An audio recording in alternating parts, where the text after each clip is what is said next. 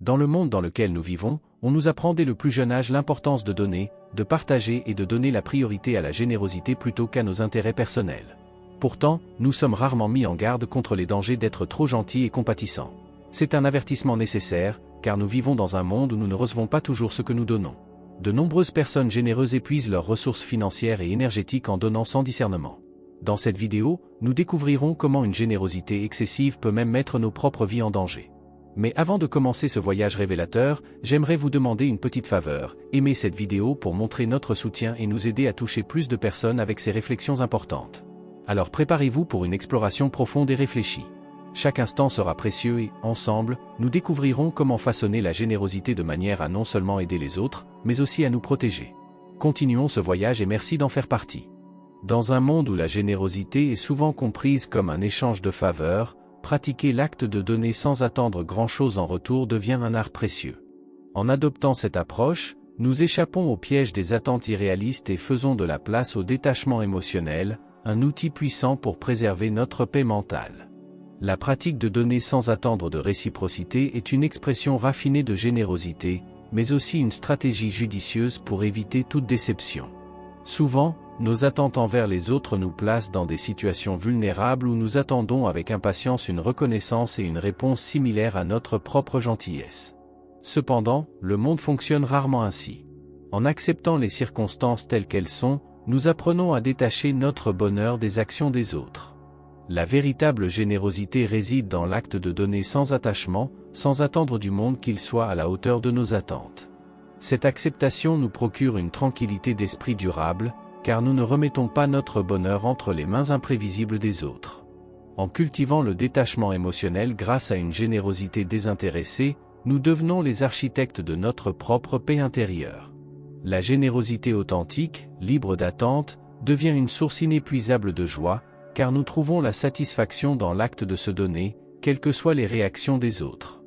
En donnant de manière équilibrée, nous brisons les chaînes des exigences sans fin qui accompagnent souvent les actes généreux. La modération devient une boussole fiable, nous guidant sur le chemin étroit entre l'avarice égoïste et l'épuisement altruiste. Valorisée par les stoïciens, cette pratique non seulement maintient l'équilibre mais propage également le germe de la responsabilité individuelle. Une générosité équilibrée n'est pas un don aveugle, mais un cadeau attentionné. En adoptant cette approche, nous encourageons les autres à prendre le contrôle de leur propre vie et de leurs responsabilités. La modération, tel un phare, éclaire la voie pour que chacun prenne conscience de l'importance de contribuer équitablement au bien commun. Les stoïciens comprenaient qu'en gardant le contrôle de nos actions, nous préservons non seulement notre bien-être émotionnel, mais nous incitons également les autres à emboîter le pas. La pratique de la modération est une déclaration silencieuse mais puissante qui encourage une approche équilibrée de la générosité, où chacun a la responsabilité de contribuer au collectif. En évitant le piège des exigences interminables, nous établissons des limites saines, préservons notre autonomie émotionnelle et évitons l'épuisement professionnel.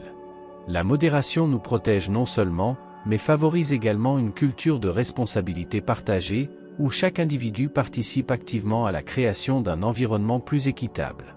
Fixer des limites n'est pas un acte d'égoïsme, mais plutôt une mesure essentielle pour protéger notre authenticité. En définissant des limites claires, nous veillons non seulement à ce que nos besoins soient respectés, mais nous veillons également à ce que notre identité reste intacte. Le stoïcisme, une philosophie ancienne, nous rappelle l'importance de vivre selon la raison et la vertu, en établissant des limites pour préserver notre authenticité. Donner la priorité à nos responsabilités n'est pas seulement un choix pragmatique, mais un acte d'amour-propre et de préservation. En nous consacrant trop aux priorités des autres, nous courons le risque de perdre contact avec nos propres désirs et valeurs. Les voies intérieures, qui devraient guider notre chemin, finissent par être étouffées sous le poids des exigences extérieures, entraînant une perte progressive de notre authenticité. En nous sacrifiant pour les priorités des autres, nous entrons dans une danse dangereuse où l'authenticité se dissout lentement. La quête incessante de répondre aux attentes extérieures nous éloigne souvent de nos objectifs les plus profonds, entraînant un vide intérieur et une déconnexion de notre véritable essence. Fixer des limites et établir des priorités n'est pas un acte d'indifférence, mais une déclaration de respect de soi.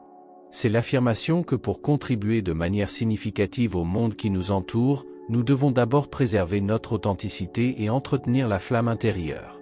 Les stoïciens nous rappellent qu'en vivant selon nos vertus et en fixant des limites, non seulement nous nous protégeons, mais nous nous donnons également les moyens de vivre une vie authentique et pleine de sens. Fixer des limites devient un acte de préservation de la force intérieure. Le stoïcisme nous enseigne que dire non, fermement mais respectueusement, est un outil essentiel pour protéger notre intégrité émotionnelle. En refusant ce qui dépasse nos capacités ou contre-productif pour notre bien-être, nous construisons une barrière contre la perception de faiblesse. Pratiquer l'autodiscipline est plus qu'une démonstration de contrôle, c'est une affirmation de notre dignité et de notre respect de soi. Lorsque nous disons non, non seulement nous définissons nos propres limites, mais nous changeons également la façon dont les autres nous perçoivent. La fermeté dans le déni respectueux transcende la simple expression de la volonté. Cela indique que notre estime de soi n'est pas disponible pour la négociation. La perception de faiblesse vient souvent de l'idée qu'être accessible à toutes les demandes est une qualité admirable. Cependant, le stoïcisme nous rappelle qu'en fixant des limites, nous protégeons non seulement nos propres intérêts, mais élevons également la façon dont nous sommes perçus par les autres. Dire non avec respect est un acte d'affirmation de soi qui revendique notre autonomie, nous accordant ainsi respect et dignité. En adoptant cette position stoïque, nous sommes capables de résister à la pression extérieure qui tente de nous façonner selon ses exigences. La force intérieure cultivée par l'autodiscipline nous empêche de tomber dans le piège de plaire constamment aux autres au détriment de notre propre intégrité. Une générosité équilibrée n'est pas un acte de don aléatoire, mais un échange soigneusement réfléchi. Dans cet équilibre délicat, nous cultivons des relations authentiques, où les deux parties contribuent activement au bien-être de l'autre. La réciprocité devient le ciment qui maintient ces liens ensemble, créant une base solide de confiance et de compréhension mutuelle. En donnant réciproquement, nous établissons un modèle qui s'oppose à une exploitation à sens unique. Cette pratique consciente crée un environnement dans lequel chacun reconnaît la valeur de la contribution mutuelle et respecte les limites de l'autre. Il ne s'agit pas seulement de donner et de recevoir, mais de construire une dynamique où la générosité est un acte d'amour mutuel et de véritable respect. L'exploration à sens unique, qui se manifeste souvent lorsque nos énergies sont faibles, devient un mirage lointain dans une oasis de relations authentiques. En gardant notre générosité équilibrée, nous protégeons non seulement nos propres réserves émotionnelles et physiques, mais nous distinguons également les connexions qui nourrissent et celles qui drainent. Les personnes dans le besoin, attirées par une générosité aveugle, peuvent exploiter non seulement nos ressources matérielles mais aussi notre énergie vitale. Cependant, lorsque nous pratiquons une générosité équilibrée, nous ne devenons pas des cibles faciles pour ces dynamiques d'exploitation. Au lieu de cela, nous attirons ceux qui apprécient les échanges authentiques et qui construisent des relations significatives et durables. Les stoïciens, sages philosophes du passé, nous ont dotés de la sagesse nécessaire pour identifier et éviter les vampires énergétiques. L'autodiscipline, dans ce contexte, apparaît comme un bouclier protecteur, nous permettant de cultiver la force intérieure nécessaire pour discerner quelles relations nous profitent et lesquelles ont le potentiel de nous épuiser. La pratique du discernement devient une compétence essentielle lors de l'évaluation des relations. Identifier quelles connexions nourrissent et lesquelles drainent notre énergie est un acte de sagesse stoïque. En étant à l'écoute de nos sens intérieurs, nous acquérons la clarté nécessaire pour reconnaître les schémas de comportement qui peuvent conduire à l'épuisement émotionnel. En suivant les principes stoïciens, nous apprenons que l'autodiscipline nous permet de fixer des limites claires et de maintenir une frontière solide contre ceux qui, consciemment ou inconsciemment, cherchent à exploiter nos énergies. Dire non fermement mais respectueusement devient un outil précieux pour créer un périmètre de protection contre les demandes infinies qu'imposent souvent les vampires énergétiques. Le discernement, combiné à l'autodiscipline, n'est pas seulement une stratégie défensive, c'est une position active de préservation. En choisissant de nous éloigner des relations qui menacent notre bien-être émotionnel, nous investissons en réalité dans la construction d'une vie plus épanouie et plus équilibrée. Lorsque nous nous engageons sur la voie d'une générosité excessive, nous pouvons paraître altruistes à première vue. Cependant, cette quête incessante de plaire et de tout donner aboutit souvent à un épuisement physique et émotionnel. Le noble acte d'offrande devient un lourd fardeau lorsque l'on ne trouve pas l'équilibre nécessaire à la préservation de notre énergie et de notre bien-être. D'un autre côté, hésiter à offrir peut nous qualifier d'égoïstes. La peur de paraître trop concentré sur nos propres besoins peut nous conduire à une attitude de retenue excessive, nous privant de la véritable joie de contribuer au bien des autres. La recherche de l'équilibre devient alors un voyage délicat entre ces extrêmes apparemment opposés. Le mot « non » apparaît comme un phare dans ce voyage. En le parlant avec discernement et respect, nous sommes habilités à établir des limites saines, indiquant que nous sommes conscients de nos propres capacités et besoins. Ce petit mot sert non seulement de défense contre le burn-out, mais nous guide également dans la construction de relations authentiques et équilibrées. En disant « non », nous ne nions pas la valeur de la générosité, mais nous honorons plutôt l'importance du maintien de l'équilibre.